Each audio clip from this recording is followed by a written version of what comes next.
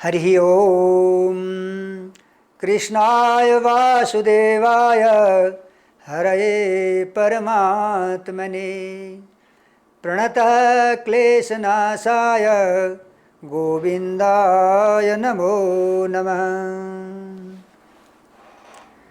परमात्मा को चरण कमल को वंदना गर्दै यस अध्यात्म चर्चामा हामी उपस्थित भएका छौं र सबै श्रोता भक्तजनहरूलाई पनि पुनः मेरो नमस्कार छ र भगवत कृपाले प्राप्त भएको यस भगवत सत्संग अध्यात्म चर्चामा हामी उपस्थित भइसकेका छौं र नेपालको एकमात्र धार्मिक टेलिभिजन भक्ति दर्शन टेलिभिजनको माध्यमबाट हामी भगवत चर्चा गरिरहेका छौं र जति पनि दर्शक वृन्दहरूले देखिराख्नु भएको छ, सुनिराख्नु भएको छ र यसलाई आफ्नो जीवनको अमूल्य अवसर सम्झिएर थोरै समय भए पनि संसारका विषयलाई थाती राखेर एकैछिन भए पनि यस भगवत चर्चामा ध्यान दिनुहुनेछ, ध्यान दिएर यसलाई श्रवण गर्नुहुनेछ र श्रवण मात्र होइन मनन गर्नुहुनेछ र मनन मात्र पनि होइन निधिध्यासन गर्नुहुनेछ।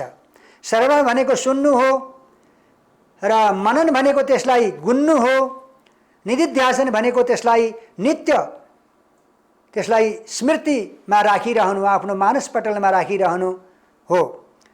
त्यसैले श्रवणम कीर्तनम विष्णु स्मरणम पादसेवनम अर्चनम वन्दनम दास्यम सख्यम आत्मा निवेदनम। र भागवतमा हाम्रा भक्त प्रहलादले उद्धृत गर्नुभएको नवदा भक्तिको चर्चा अति उत्तम चर्चा छ र नवदा भक्ति मध्ये पहिलो भक्ति भनेको श्रवण भक्ति हो। सुन्नु नै सबैभन्दा पहिलो भक्ति हो। नसुनेसम्म हामीलाई कुनै कुरा पनि ज्ञान हुँदैन। त्यसैले पहिलो भक्ति श्रवण भक्ति भनेर राखिएको छ। श्रवण भनेको सुन्नु हो। हामीले जे पनि कुरा सुनेर जान्दछौँ या त देखेर जान्दछौँ। त यी विषयहरू त 5 विषय छन् हाम्रो जीवनमा: शब्द, स्पर्श, रूप, रस, गन्ध। शब्द भनेको बोलेर प्रकट गरिने, कानद्वारा सुनेर जानिने शब्दको विषय हो। स्पर्श भनेको छालाद्वारा छोएर जानिने विषय हो। रूप भनेको नेत्रद्वारा देखेर जानिने विषय हो। रस भनेको जिब्राद्वारा चाखेर जानिने विषय हो। गन्ध भनेको घ्राण इन्द्रिय नाकद्वारा सुँघेर गन्ध जानिने विषय हो। यी 5 विषय छन्। तर शब्द विषय जो हो त्यो यस अध्यात्म क्षेत्रमा सबैभन्दा उत्तम र अनिवार्य विषय भनेको शब्द हो, जो श्रवण गरेर सुनेर हामीले ज्ञान प्राप्त गर्दछौँ। त्यसैले श्रवणम कीर्तनम विष्णु स्मरणम पादसेवनम। पहिलो भक्ति श्रवण गर्नु, सुन्नु। के सुन्ने त भन्दा भगवत चर्चा सुन्ने, सन्तका वाणी सुन्ने र शुभ कार्य, शुभ चिन्तन र सत्संग चर्चा नै शुभ चर्चा। वास्तवमा भगवानको विषयमा गरिने चर्चा, परमात्माको विषयमा गरिने चर्चा र मानव कल्याणको विषयमा गरिने चर्चा, यी शुभ चर्चाहरू, शुभ कुराहरू जो सत्सङ्गको रूपमा हामीले यसलाई जान्दछौँ र यो सत्सङ्ग चर्चा सुन्न सबैभन्दा पहिलो साधन हो मनुष्य जीवनको। भक्ति मार्गमा प्रवेश गर्नको लागि सबैभन्दा पहिले हामीले सुनेर जान्नुपर्दछ। सुनिसकेपछि परमात्माको महिमालाई सुनेर, त्यो परमात्माको विशेषतालाई सुनेर जानिसकेपछि अनि त्यसको गान गर्नुपर्दछ। गान भनेको कीर्तन हो, भजन हो। श्रवणम कीर्तनम, श्रवणपछि कीर्तन गर्नु। कीर्तन भनेको परमात्माको कीर्तिलाई गाउनु, गान गर्नु। त्यसपछि स्मरणम, स्मरण गर्नु, सम्झनु, याद गरिरहनु। यी तीनवटा विषय अति महत्त्वपूर्ण विषय हुन् भक्ति मार्गमा। त्यसपछि अरू 6वटा पनि महत्त्वपूर्ण छन्, तर पनि पहिले सुरुमा यिनी 3टा भक्तिलाई हामीले अवलम्बन गर्यौं भने अरू स्वतः हामीमाथि भक्तिको कर्मश प्रवेश हुँदै जान्छ। पहिले भगवत चर्चा सुन्ने, त्यसपछि कीर्तन गर्ने, भगवानको महिमा गान गर्ने, त्यसपछि परमात्माको चिन्तन गर्ने, याद गरिरहने। परमात्माको त्यो सुन्दर विग्रहलाई, झाँकीलाई आफ्नो हृदयमा राखेर आफ्नो इष्टदेवको रूपमा नित्य निरन्तर हृदयमा ध्यान गरिरहने र कुनै यस्तो निश्चित एउटा समय गराउने जसले गर्दा प्र्याक्टिकल रूपमा पनि ध्यान गर्ने, हुँदा हुँदा अन्तिममा त्यो सबै समयमा त्यस्तो प्रकारको ध्यान हुन सक्छ र त्यो साधनाको बलले हुँदै जान्छ, विकास हुँदै जान्छ। त्यसो भएर श्रवण भक्ति सबैभन्दा पहिलो हो। नसुनेसम्म हामीलाई कुनै कुरा ज्ञान हुँदैन। र शब्दबाट सुनेका कुराहरूलाई हृदयमा धारण गरेर अनि जीवनमा कार्यमा उतार्यौँ भने अवश्य पनि हामीलाई फाइदा हुन्छ। सुनेर मात्र पनि हुँदैन, सुनेका कुरालाई व्यावहारिक अवस्थामा उतार्नु पर्दछ। जस्तै यसै विषयमा एउटा सानो चर्चा छ, कथा छ। एउटा सहरमा एकजना व्यापारीले सुगाको बच्चा पालेर राखेका थिए। सुगा सारीका बच्चाहरू पढ्ने हुन्छ, मनुष्य जस्तो पढ्ने, बोल्ने, र यसरी पिंजडामा बन्द गरेर एउटा सुगालाई पालेका थिए, पढाएका थिए। बोल्ने, कुरा गर्ने, सबै कुरा बुझ्ने, मानिसका कुराहरू बुझ्ने र उत्तर दिने, जवाब दिने काम पनि उसले गर्न सक्थ्यो। र बडा सुन्दर मिठो बोली हुन्छ सुगाको, मनमोहक हुन्छ। त्यसैले शौकको लागि मानिसहरूले पाल्दछन्।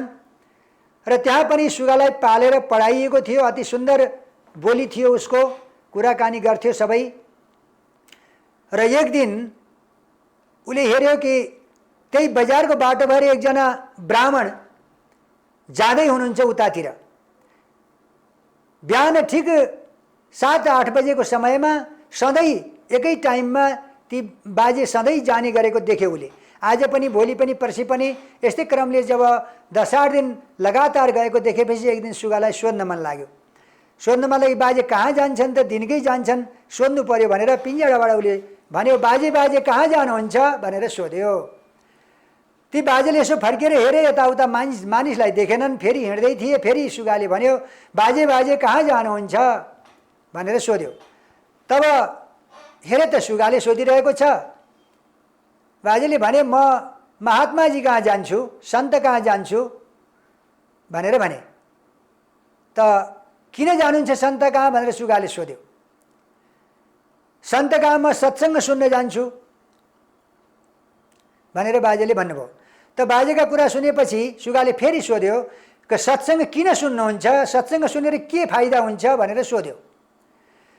सुगाले सोधेपछि बाजे फेरि भन्छन्, सत्सङ्ग सुनेपछि संसारका बन्धनबाट मुक्त हुने उपाय पाइन्छ सन्तको सङ्गतबाट।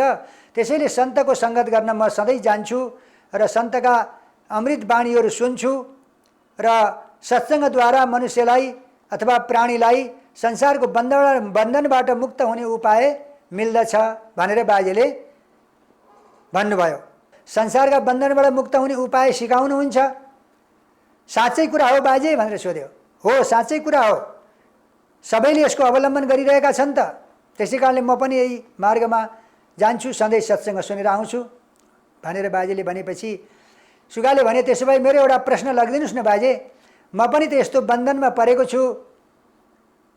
आफ्नो स्वतन्त्र वनमा उडेर आनन्द लिने पन्छी, पिंजडामा बन्द छु र अर्काको बन्धनमा परेर समयमा भोक प्यास लागेको पनि थाहा पाउँदैनन्।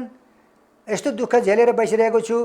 मेरो पनि यो बन्धन मुक्त हुने उपाय सन्तसँग सोधेर जवाफ ल्याइदिनुहोस् न बाजे भनेर सुगाले बडा नम्र भएर बाजेलाई प्रश्न पठाए। मेरो प्रश्न लगेर सन्तसँग राखिदिनुहोस्, सन्तले के भन्नुहुन्छ, के उपाय बताइदिनुहुन्छ त्यो ल्याएर मलाई बताइदिनुहोस्, जसले गर्दा म यो बन्धनबाट मुक्त हुन सकूँ। त सुगाको प्रश्न बाजेले सुने, लिएर गए सन्त कहाँ। अरू पनि भक्तहरू त्यहाँ जम्मा हुन्थे र सन्तजीले सत्सङ्ग सुनाउनुहुन्थ्यो, सबै भगवत चर्चा गर्नुहुन्थ्यो। गएर त्यस दिन पनि जब सत्सङ्ग सुरु भयो र पहिली बाजेले प्रश्न राखे, त सुगाले प्रश्न पठाएको छ, पहिले त प्रश्नै सुनाउनु पर्यो। सन्तजीलाई भन्नुभयो कि म आउँदै थिएँ, सुगाले सोध्यो बाटोमा कहाँ जानुहुन्छ भन्यो, मैले सन्त कहाँ जान्छु भने। किन जानुहुन्छ सन्त कहाँ भन्यो सुगाले, मैले भने सन्त कहाँ गएर सत्सङ्ग सुन्न जान्छु। त सत्सङ्ग सुनेर के हुन्छ भनेर सुगाले सोध्यो। मैले भने सत्सङ्गबाट संसारको बन्धनदेखि मुक्त हुने उपाय मिल्दछ, सन्तहरूको कृपाले संसारिक बन्धनबाट मुक्त हुने, सदाको लागि सुखी हुने उपाय बताउनुहुन्छ भनेर भनेपछि सुगाले मलाई भन्यो, बाजे बाजे त्यसो भए मेरो एउटा प्रश्न लगिदिनुहोस् सन्तजीलाई कि म यो पिंजडामा परेको छु, दुःख भोगिरहेको छु। सुगाले अत्यन्त विनम्र स्वरले प्रश्न पठाएको छ कि म यस पिंजडा रूपी बन्धनबाट म कसरी मुक्त हुन्छु, त्यो उपाय सन्तबाट सोधेर ल्याइदिनुहोस् भनेर भनेको छ महाराज भनेर प्रश्न जब राख्नुभयो पण्डितजीले, बाजेले, त सन्तले विचार गर्नुभयो र जसले प्रश्न लिएर आयो त त उसलाई त यो ज्ञान छैन, बुझ्न सक्ने हो कि होइन, तर सुगालाई बुझ्ने किसिमले प्र्याक्टिकल गरेर नि जवाब दिनु पर्यो भनेर सन्तले एकछिन विचार गर्नुभयो, मौन हुनुभयो। मौन हुँदाहुँदै सन्तजी बेहोस भएर पल्टनुभयो। बेहोस भएर पल्टिसकेपछि ती बाजेलाई त बडा आपत पर्यो र सन्त त बेहोस हुनुभयो। के भयो? अचानक एकछिन बडा चिन्ता भयो, केही गर्न पनि सकेनन्, उपाय पनि केही गर्न सकेनन्, बडा चिन्तित भएर बस्दै थिए। केही समयपछि सन्तजी फेरि आफै उठ्नुभयो। उठिसकेपछि फेरि पनि बाजेले प्रश्न गर्न सकेनन्। अब यो सुगाको प्रश्नले गर्दा सन्तजीलाई यस्तो कष्ट भयो, मूर्छा हुनुभयो, दुःख भयो।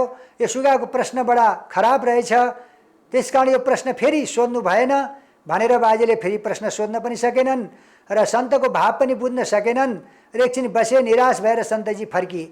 सुगासँग रिस उठ्यो, सुगाले खराब प्रश्न पठाएको रहेछ भन्दै फर्काउँदै थिए। सुगाले त प्रतीक्षा गरिरहेको थियो बाटोमा, कति बेला बाजे आएर मेरो जवाफ ल्याइदिनुहुन्छ र मलाई यो बन्धनबाट मुक्त हुने उपाय सन्तले पठाइदिनु होला र त्यो प्राप्त कति बेला होला भनेर हेर्दै थियो बाटो। परैबाट बाजेले आएको देखेर सोध्यो, बाजे बाजे मेरो प्रश्नको जवाफ ल्याइदिनु भयो? बाजेले भन्नुभयो, खुब रिसाएर भन्नुभयो कि सुगा त बडा बदमास रहेछस्, तेरो प्रश्न नै बडा असगुण रहेछ। जुन प्रश्नले गर्दा सन्तजीलाई बडा कठिन भयो, दुःख भयो भनेर गाली गरे। के भयो सन्तजीलाई भन्दा तेरो प्रश्न गर्ने बित्तिकै सन्तजी त बेहोस भएर पल्टनु भयो, मरेको जस्तो भान गर्नुभयो, मरेको जस्तो अवस्था भयो। मैले सोचेको थिएँ कि सन्तजीको मृत्यु नै भइहाल्यो कि भनेर बडा ठुलो दुःख लाग्यो, बडा आपत पर्यो, सङ्कट पर्यो। तर भगवानको कृपाले केही बेरपछि सन्तजी जाग्नुभयो। तेरो प्रश्नले गर्दा त सन्तलाई समेत यस्तो दुःख भयो भनेर सुगालाई गाली गर्दै रिसाउँदै बाजे आफ्नो बाटो लागे। सुगाले विचार गर्यो, मेरो प्रश्न सुनेपछि सन्तजीले बेहोस हुनुभयो, मरेको भेष गर्नुभयो। सुगाले विचार गर्यो, अवश्य पनि मेरो लागि नै यो प्र्याक्टिकल गरेर सन्तले बताउनु भएको भन्ने कुरा बुझ्यो उसले। सुगाले कुरा बुझेपछि पिञ्जराभित्र बसेर खुबसँग करायो, च्याँ च्याँ च्याँ गरेर करायो। कराएपछि सबै भित्रका परिवारहरूले सुने र एकछिन खुब छटपटायो, करायो करायो, कराउँदा कराउँदै सुगा एकदम बेहोस भएर पल्टियो, मरेको भान गर्यो। र जब आएर त्यसलाई बाहिर पिञ्जराबाट बाहिर निकालियो, हातमा जब लिन्छन् त मन्टो झुडाउँछ, सबै शरीर लुलो भएको छ, सुगा मरेको छ। र सबैले भने कि सुगा त मरिगएपछि के भयो, केही किराले टोक्यो कि के भयो कि केही पनि देखिँदैन। यताउता हेरे, के भएर मरे होला, बडा दुःख भयो। कति राम्रो कुरा गर्ने बोल्ने भएको सुगा के भएर मरे होला, बडा दुखी भए परिवारहरू। तर जति दुखी भयो भने के गर्ने, मालिकले भने, घरको मुली मान्छेले भने, गार्जियनले भने, अब दुखी भएर के गर्छौ, मरिहाल्यो त मर्यो, मरेपछि त यसको अरू केही उपाय छैन। र मरेपछि त मनुष्य पनि मर्छ, हामी पनि मर्छौँ, मरेपछि केही काम हुँदैन, अब के चिन्ता गर्छौ। जब सुगा मरिसकेपछि पर्खालदेखि पारिपट्टि लगेर जब पर्खालको पछाडि फालिदिए, फालिसकेपछि सुगाले त केवल एक्टिङ गरेको थियो, सन्तले पठाएको उपदेश अथवा सन्तले दिएको उपायलाई अवलम्बन गरेको थियो। त उसले मरेको होइन, केवल यस्तो गरेपछि तँलाई निकालेर फालिदिन्छन् अनि त मुक्त हुन्छस् भनेर यसरी पठाउनु भएको सन्देश जो थियो सुगाले बुझ्यो र उडेर गयो, पिञ्जराको बन्धनदेखि मुक्त भयो। र हेर्नुहोस्, यति सानो उपायबाट पनि मुक्त हुने उपाय हुँदो रहेछ। र एउटै प्र्याक्टिकल, एउटै शब्दबाट सुगाले आफ्नो कल्याण गर्यो। र जसले प्रश्न बोकेर गए र फेरि जवाफको बदलामा आएर सुगालाई गाली गर्दै गए, उनलाई यो कुराको ज्ञान भएन, उनले त्यो बुझ्न सकेनन्। प्रश्नको भारी मात्र बोकेर गए र फर्किएर रिसाउँदै घरतिर गए, तर त्यो प्रश्नले सुगाको कल्याण भयो। र यसैले सत्सङ्गबाट पनि यसरी नै कुरा बुझ्न सकेपछि तत्काल हाम्रो कल्याण हुन सक्छ। कुरा बुझेनौँ भने त सुनेर मात्र, अब मन्दिरमा गएर मात्र, कथा प्रवचनमा गएर मात्र पनि हामीलाई त्यति लाभ हुन सक्दैन। हुन त शुभ कार्य हो, केही लाभ त अवश्य पनि हुन्छ, तर पनि हाम्रो संस्कार त बन्छ नै। त्यसले गर्दा भविष्यमा हाम्रो कुनै शुभ गति प्राप्त त हुन्छ नै, तर पनि वास्तवमा प्रत्यक्ष लाभ हुनको लागि यो शब्दद्वारा सुनेका कुराहरूलाई बुझ्नु पर्दछ, मनन गर्नुपर्दछ। र यो शब्दले भन्न खोजेको कुरा के हो र हाम्रो जीवनमा यो शब्दको के स्थान छ, यसले हामीलाई के उपदेश गरिरहेको छ भन्ने कुरालाई बुझेर यदि हामीले त्यसलाई मनन गऱ्यौँ, चिन्तन गऱ्यौँ भने अवश्य पनि हाम्रो हितको लागि हुन्छ। र यसै क्रममा एक दिन हनुमानजी सीताको खोजी गर्न लङ्का जाँदै हुनुहुन्थ्यो। लङ्काको द्वारमा पुगिसकेपछि लङ्काको द्वारमा एउटा बडा बलवान लङ्किनी नामकी राक्षसी बसिरहेकी थिए द्वारपालको रूपमा। हनुमानजीले देख्नुभयो अब दिनमा गयो भने त्यसले पक्रन्छे, रात परेपछि जानु पर्ला भनेर दिन त्यहीँ बिताउनु भयो। जब अँध्यारो भयो सानो आफ्नो रूप एकदम सानो बनाएर भित्र प्रवेश गर्दै हुनुहुन्थ्यो, त्यत्तिकैमा पनि त्यो लङ्किनीले पक्रिहाली। मलाई नसोधिकन को भित्र जाँदैछस्, जान पाइँदैन भनेर जब पक्रिएकी थिए, हनुमानजीले एक मुड्की जब त्यस लङ्किनीलाई प्रहार गर्नुभयो, लङ्किनी एकदम पृथ्वीमा ढली रगत छादी र उठेर जब होसमा आएर जब खडा भई त उसलाई ज्ञान भयो। के ज्ञान भयो भने उसलाई जब कुनै अप्सरा थिए स्वर्गकी, श्रापको कारणले राक्षसी भएर लङ्काको द्वारपाल बनेर बसेकी थिए। ब्रह्माजीले उसलाई श्राप मुक्त हुने उपाय बताउनु भएको थियो। त जब लङ्काको द्वारमा द्वारपाल भएर तिमी बस्नेछौ, रावणले सीता हरण गर्नेछ, सीता खोजी गर्नको लागि एकजना राम भक्त वीर प्रवेश गर्नेछन् लङ्कामा, त्यति बेला तिमीलाई उनले रोक्नेछौ। तिमीले रोकेको बेला त्यो रामदूतले तिमीलाई जब एक मुड्की प्रहार गर्नेछ, एक मुक्का प्रहार गरेपछि तिमी बेहोस हुनेछौ र जब तिमी त्यस बेहोसबाट होसमा आइसकेपछि तिमीलाई सबै कुरा ज्ञान हुनेछ। तिमीले जान्नु कि रावणको आयु पनि त्यति मात्रै छ, अनि त्यति पछि लङ्काबाट रावणको आयु सकिन्छ अथवा लङ्काप्रति रामले विजय गर्नुहुन्छ र रावणको जुन अत्याचार हो त्यो समाप्ति हुन्छ भन्ने कुरा जान्नु र तिमीलाई पनि त्यहाँदेखि श्राप मुक्त हुनेछ, तिमी आफ्नो अप्सराको पदलाई प्राप्त गर्नेछौ भनेर ब्रह्माजीले भन्नुभएको थियो। त्यही कुरा लङ्किनीलाई ठ्याक्क याद आयो। याद आएपछि हनुमानजीलाई भन्दछिन्, तात स्वर्ग अपवर्ग सुख धरिय तुला एक अंग, तुलनता ईश्व सकल मिली जो सुख लव सतसंग। भनेकी छन् लङ्किनीले हनुमान प्रति, हे हनुमान, हे तात, हे राम भक्त सज्जन, हजुरको दर्शनले मेरो कल्याण भयो भन्दैछन्। तात स्वर्ग अपवर्ग सुख धरिय तुला एक अंग। लङ्किनी के भन्छन् भने, हे तात, हे प्यारा हनुमानजी, स्वर्गको सुख र अपवर्गको सुख काँटाको एउटा पल्लामा राख्नु र एक लव भनेको एकदम थोरै समय, लव भनेको साह्रै थोरै समय मानिन्छ र त्यो थोरै समयको सत्सङ्गलाई एउटा पल्लामा राख्यो भने सत्सङ्गको सुखलाई स्वर्गको र अपवर्गको सुखले पनि उठाउन सक्दैन। अथवा अपवर्ग भनेको मोक्षको सुख, मोक्षसम्मको सुखलाई पनि सत्सङ्गको सुखलाई मोक्ष सुखले पनि भेटाउन सक्दैन। र यो संसारको सुख त आफ्नो ठाउँमा छ, संसारमा पनि हामीले कस्ता कस्ता प्रकारका सुख सुविधाहरू देखेका छौँ र अहिलेको समय जो छ अनेक प्रकारको सुविधा प्राप्त हुने यो वैज्ञानिक युगमा मान्छेले कस्ता कस्ता सुविधाहरू प्रयोग गरिरहेका छन्। यहाँको सुख पनि कति छ जो हामीले देखेका पनि छैनौँ, त्यस्ता विशेष सुख पनि यहाँ भोग गर्ने व्यक्तिहरू छन्। त्योभन्दा विशेष सुख स्वर्गको सुख मानिन्छ। स्वर्गको सुखभन्दा पनि मोक्षको सुखलाई त अब के वर्णन गर्ने। मोक्ष भनेको मोक्ष नै हो, जहाँ सबै प्रकारको बन्धनदेखि मुक्त हुन्छ, कुनै प्रकारको बन्धन रहँदैन, जन्म मरण रहँदैन, दुःख रहँदैन, कुनै प्रकारको दुःखले जहाँ छुँदैन त्यसलाई मोक्ष भनिन्छ।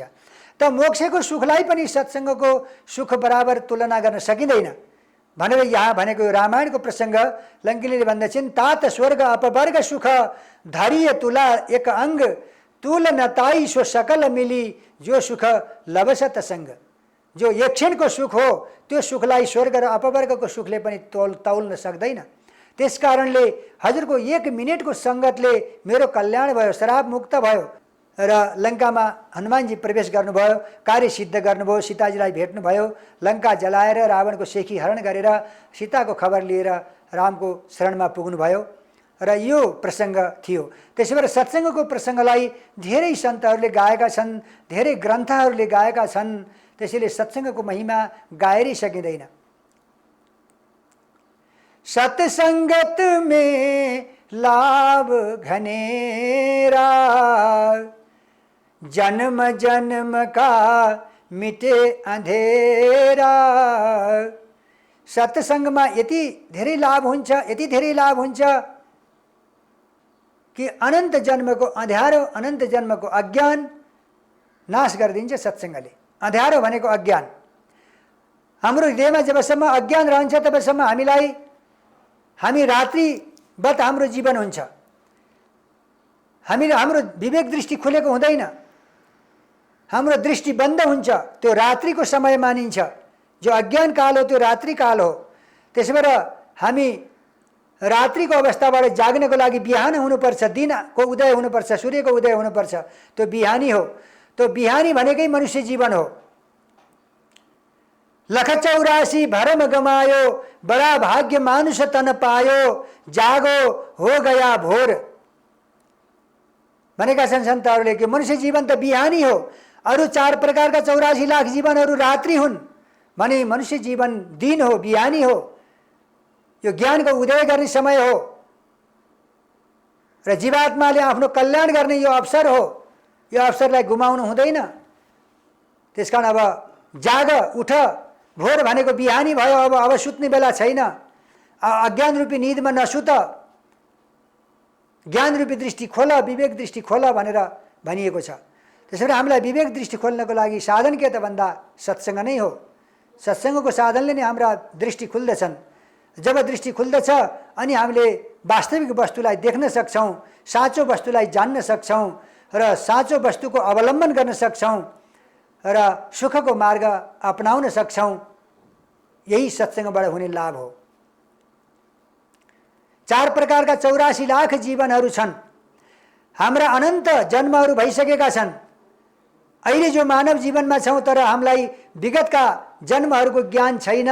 तर शास्त्र प्रमाण हामीले हेर्नुपर्छ, सत्सङ्गबाट यिनी कुराहरूलाई जान्नुपर्छ कि 84 लाख योनिहरू छन् संसारमा। 84 लाख किसिमका प्राणीहरू छन्। ती 84 लाख किसिमका प्राणीको रूपमा यो जीवात्माले पटक पटक जन्मने, मर्ने, बुढो हुने, रोगी हुने, मर्ने यस्ता कार्यहरू, यस्ता दुःखहरू भोग्दै आउँछ।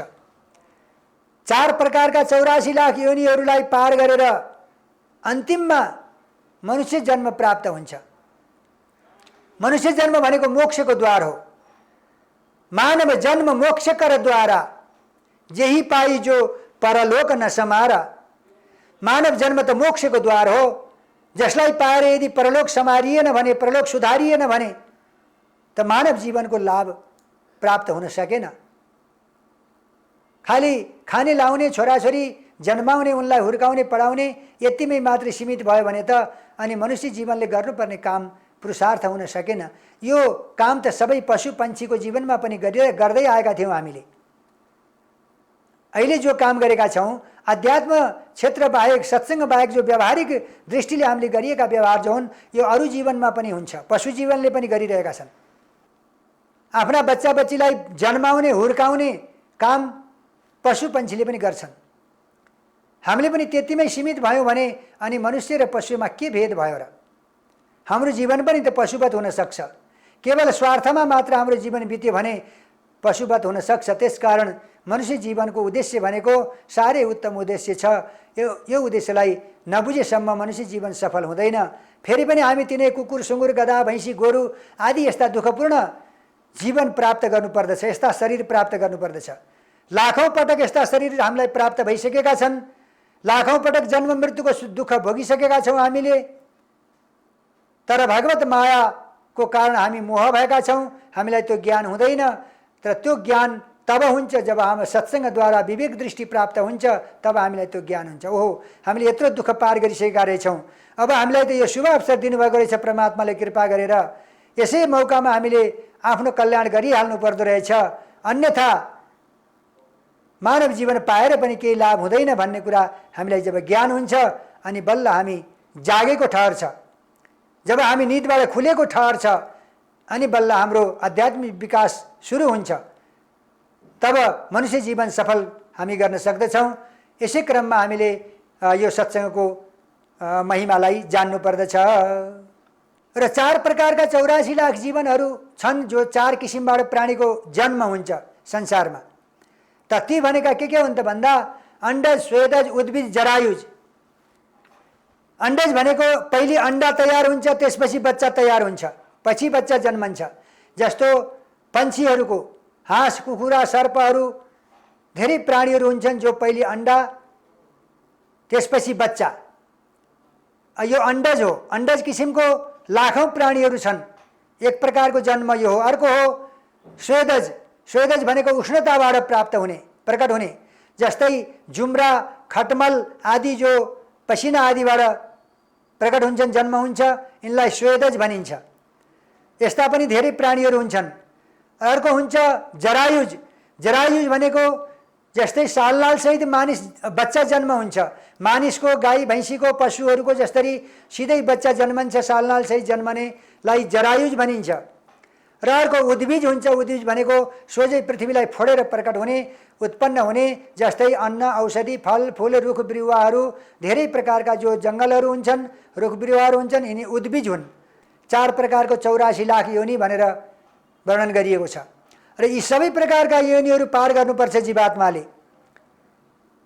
सबै योनिहरूलाई पार गर्दा गर्दा गर्दा गर्दा अन्तिममा मनुष्य जन्म मिल्दछ। र मनुष्य जन्म मोक्षको द्वार हो। सबै प्राणीहरूको शिखर अवस्था हो, उत्तम अवस्था हो। यसैबाट हामीले जीवनको कल्याण गरिहाल्नु पर्दछ। अनेक जन्म संसिद्धि ततो याति पराम गतिम। अनेक जन्मको प्रयत्नले मात्र प्राप्त हुने यो सफलता हामीले आजैदेखि सुरु गर्यौं भने, यसै मानव जीवनदेखि सुरु गर्यौं भने हामीले यही जन्ममा गर्न नसकौँला। तर अर्को जन्म हाम्रो विकास हुँदै गयो भने अनि हामीले अन्तिममा एक दिन अवश्य पनि यसै मार्गबाट आफ्नो वास्तविक कल्याण गर्न सक्छौं, परमात्मालाई प्राप्त गर्न सक्दछौं। परमात्मालाई प्राप्त गरेर नै संसारका सबै प्रकारका दुःखहरू र बन्धनहरूबाट मुक्त हुन सकिन्छ। अन्यथा अर्को कुनै पनि मार्ग छैन। यसै भित्र रहेर हामीले अघि 3वटा कर्मको चर्चा गरेका थियौं। कर्म मार्ग, भक्ति मार्ग र ज्ञान मार्ग। कर्म मार्गमा 3टा अवस्था छन्, कर्म, विकर्म, अकर्म। र कर्म भनेको त साधारण कुरो हामीले सबैले गरिरहेका छौं। अकर्म, विकर्म भनेको जो निषेध कुराहरू, विपरीत कुराहरू, गर्न नहुने कुराहरू जो हुन्, जो हामीलाई अधोगतिमा लैजान्छन्, ती विकर्म हुन् भने अकर्म भनेको जो हो निष्काम कर्म हामीले भन्दै थियौं, कर्ता भाव बिना गरिने कर्म। र यो सबै परमात्माबाट भइरहेको छ, प्रकृतिको स्वभावमा भइरहेको छ भन्ने जानेर आफूलाई भिन्दै कर्ताको रूपमा अभिमान नगरिकन गरिने कर्म परमात्माको कृपाले भइरहेको छ, यो ईश्वरबाट भइरहेको छ यो सबै कर्म भन्ने जानेर ईश्वर अर्पण गर्ने बुद्धिले गरिएका कर्महरू अकर्म ठहर्दछन्। जसले गर्दा हामीलाई कर्म गरेको अभिमान हुँदैन, कर्ममा हाम्रो आसक्ति हुँदैन, कर्मबाट गरिएको फलको आशा हुँदैन। सबै प्रकारका कर्मको फलको आशालाई त्यागेर केवल भगवत प्राप्तिको लागि, भगवत प्रीतिको लागि मात्र गरिने कर्म, भगवत सेवाको रूपमा मात्र गरिने कर्मलाई अकर्म मानिन्छ। र यसरी अकर्मद्वारा पनि त्यस भगवत तत्त्वलाई प्राप्त गर्न सकिन्छ। यो कर्म मार्गबाट पनि प्राप्त हुने भएको हुनाले मनुष्य जीवनको एउटा मार्ग कर्म मार्ग हो। र यसलाई कर्म योग भनेर गीताजीमा भगवानले वर्णन गर्नुभएको छ। कर्मद्वारा पनि परमात्मासँग योग गर्न सकिन्छ। वियोग भएको जीवात्मा परमात्मासँग संयोग हुनुको नाम योग हो। त्यसैले कर्मलाई पनि योगको शब्दले वर्णन गरिएको छ। कर्मयोग, भक्ति योग, ज्ञान योग, सबैमा योग शब्द जोडिएको छ। गीतामा त विशेषतः 18 अध्यायमा 18 नामले योग शब्द भगवानले जोड्नु भएको छ। र 18 तरिकाबाट भगवानलाई प्राप्त गर्न सकिने योग शब्द त्यहाँ जोडिएको हुनाले कर्म पनि एक प्रकारको योग हो। कर्मले पनि हामीलाई मोक्ष दिन सक्छ, कर्म मार्गबाट पनि मोक्ष प्राप्त गर्न सकिन्छ। त्यसैले यो कर्म मार्ग पनि उत्तम मार्ग नै मानिन्छ। जानेर गर्न सक्यौं भने अकर्मद्वारा जीवात्माको कल्याण हुन्छ। र विशेषतः अगाडि हामी भक्ति मार्गको, भक्ति योगको और ज्ञान योगको चर्चा गर्नेछौँ। र आजलाई हामी भगवत चर्चालाई विश्राम गरौँ। र यो नेपालको एकमात्र धार्मिक टेलिभिजन भक्ति दर्शन टेलिभिजन द्वारा हामीले धार्मिक कार्यक्रमहरू प्रसारण गरिरहेका छौँ। दर्शकवृन्दहरू, यो हाम्रो लागि सौभाग्यको कुरा हो। र जसले यो कल्पना गर्नुभयो, जसद्वारा यो सञ्चालन सुरु भइरहेको छ, र उहाँहरू धन्यवादका पात्र हुनुहुन्छ। र सबै जीवन सम्पूर्ण मानवको कल्याणको लागि यस्तो शुभ कार्य सुरु गरिएको छ र यस्ता सञ्चारको माध्यमबाट घर घरमा बसेर हामीलाई सुलभतासँग सत्संग प्राप्त हुने यस्तो सुलभ मार्ग जसले अपनाएर यो सुरुवात गर्नुभएको छ। यस भक्ति दर्शनका सञ्चारकर्मीहरू सहित यहाँका समितिका सम्पूर्ण साथीहरूलाई पनि म धन्यवाद दिन चाहन्छु। यो सबैको लागि अत्यन्त खुसीको कुरो हो र यो यसको सफलता मिलोस् र हाम्रो राष्ट्रभरि प्रसारण हुन सकोस् भन्ने कामनाका साथ आज म आफ्नो यस अध्यात्म चर्चालाई यही विश्राम गर्छु। पुनः भोलि यसै समयमा हजुरहरूको अगाडि उपस्थित हुनेछु र म दुर्गा प्रसाद गौली बिदा हुन्छु। हवस्, धन्यवाद।